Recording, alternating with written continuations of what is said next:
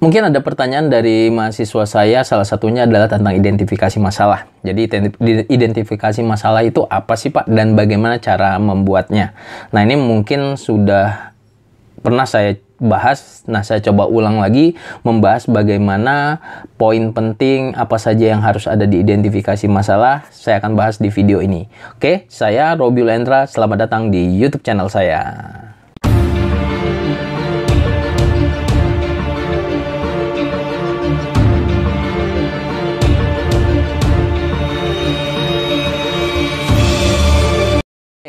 Teman-teman semua, kali ini saya akan membahas tentang identifikasi masalah. Jadi saya akan menjelaskan lagi tentang identifikasi masalah, hal-hal yang penting kalau misalnya kita membuat identifikasi masalah.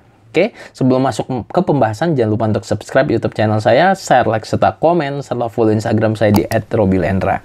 Oke, teman-teman semua. Identifikasi masalah itu adalah sebuah kegiatan yang teman-teman lakukan sebelum melakukan penelitian, yaitu kalian mengidentifikasi masalah-masalah yang terkait dengan penelitian kalian. Jadi kalau misalnya di bab 1 itu ada subbab namanya identifikasi masalah, kalian ke objek penelitian, kalian identifikasi semua permasalahannya. Jadi misalnya permasalahan yang ini A, B, C, D, E, kalian boleh tuliskan. Jadi identifikasi masalah itu kalian mengumpulkan semua informasinya, apa saja permasalahannya, sehingga nanti jelas relevan nggak sih sama penelitian kamu. Nah itu identifikasi masalah. Walaupun nanti nggak semua yang kalian tuliskan di identifikasi masalah itu kalian bahas atau kalian cari atau menemukan kesimpulan gitu ya. Boleh 1 atau 2 identifikasi masalah aja itu udah oke. Nah kemudian ada hal-hal penting teman-teman ketika mengidentifikasi masalah dalam sebuah skripsi.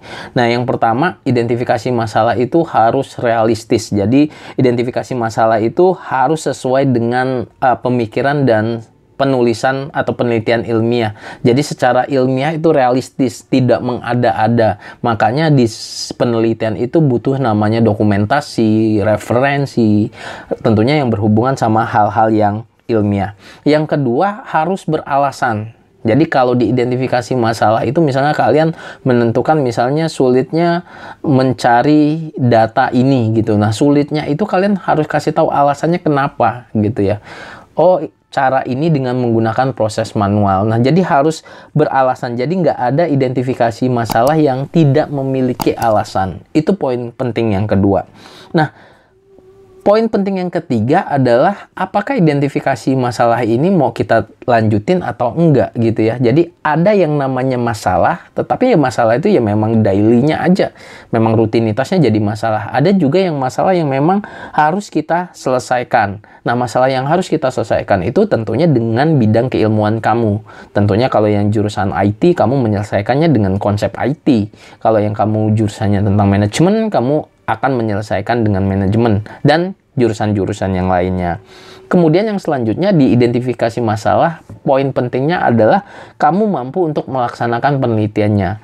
Identifikasi masalahnya berat banget nih, kalau kamu kerjakan sendiri itu nggak kuat. Jadi nggak perlu kamu paksa untuk mengerjakan identifikasi masalah yang seperti itu. Jadi teman-teman harus bisa ukur kapasitas dari identifikasi masalah tersebut dengan kapasitas kemampuan kalian. Gitu ya. Jadi sekali lagi ada 4 poin penting ketika kalian membuat identifikasi masalah. Yang pertama, teman-teman harus realistis bahwa identifikasi masalah itu sesuai dengan ilmiah atau penelitian ilmiah. Kemudian yang kedua, teman-teman harus mempunyai argumentasi ataupun memiliki alasan. Yang ketiga, penting nggak untuk dilanjuti atau enggak gitu ya. Apakah itu hanya masalah daily saja atau masalah rutin saja.